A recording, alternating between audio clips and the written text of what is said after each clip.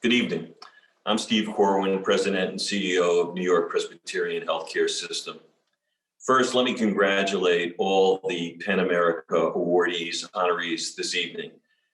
PEN America really represents so much for this country in terms of freedom of expression, the ability to have responsible journalism, and of course, the struggle for common human rights and human decency. I can't think of a more fitting person to receive an award than Frank Bennack. Frank has been a terrific leader of Hearst for so many years, legendary, certainly representing responsible journalism and fighting always for freedom of expression. And as the chairman of New York Presbyterian and its board, he helped to guide the development of one of the country's great institutions. Frank is from both Texas and a transplanted New Yorker. And perhaps that's a great exemplar of the fact that we can put country over our divisions, that we can strive for common humanity, that we can make sure that the least among us receive the most. Thank you again for allowing me to speak. Frank is truly a terrific example of not only a great leader, but a great American. Thank you.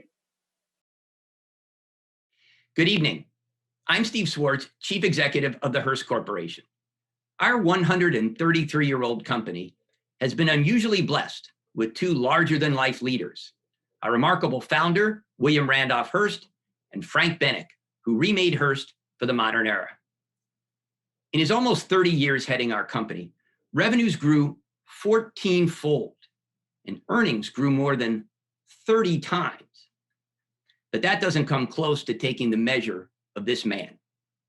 For many in this city and everyone at our company, Frank is the living embodiment of integrity, wisdom, judgment, and compassion. He is one man where his handshake truly suffices. No contract needed. Thus, Frank has been called upon to lead some of this city's most prestigious institutions, New York Presbyterian Hospital, Lincoln Center, and the Paley Center for Media.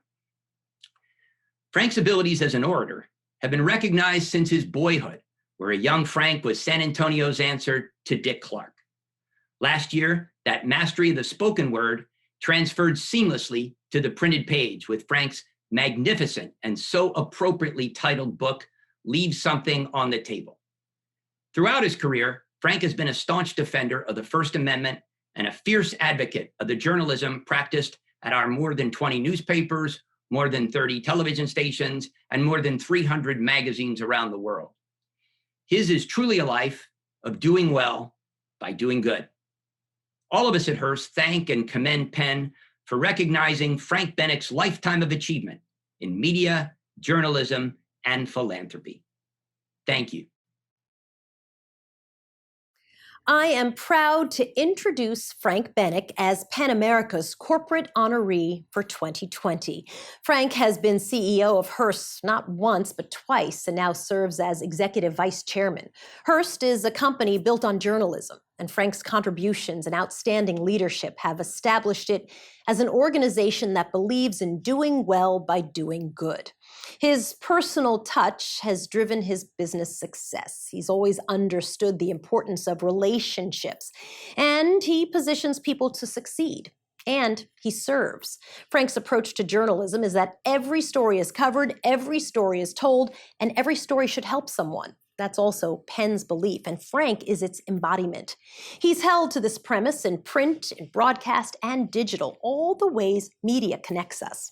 Frank created a culture at Hearst that takes every opportunity to help. He's known for bringing people together, and not just as a tenacious fundraiser, although he is that. His generosity infuses many worlds: education, the arts, healthcare. Those are just a few. He's an architect of public-private partnerships. Frank became an author himself in 2019. The title of his book is Leave Something on the Table, and that describes him perfectly.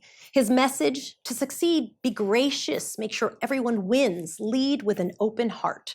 Frank has received numerous honors for his service to the American Heart Association, United Cerebral Palsy, and the Inner City Scholarship Fund of New York, among many groups. Tonight, we add another. Congratulations to all of tonight's honorees, and please give a warm welcome to Frank A. Bennack Jr. Good evening, everyone. Thank you for this unexpected honor. I say unexpected because the last place I thought I'd be after a long business career, highlighted by a couple of flunk retirements, is at a podium among the literati. Actually, I guess I have to say it's the second to last place I expected to be tonight. The last place I expected to be to accept this honor is in my own office, coming to you via the new favorite communications platform called Zoom. I don't feel quite as much out of place as I might have in prior years, since in October of last year, Simon & Schuster published my memoir titled Leave Something on the Table. My new status as a published author is certainly not the reason I'm the corporate honoree tonight.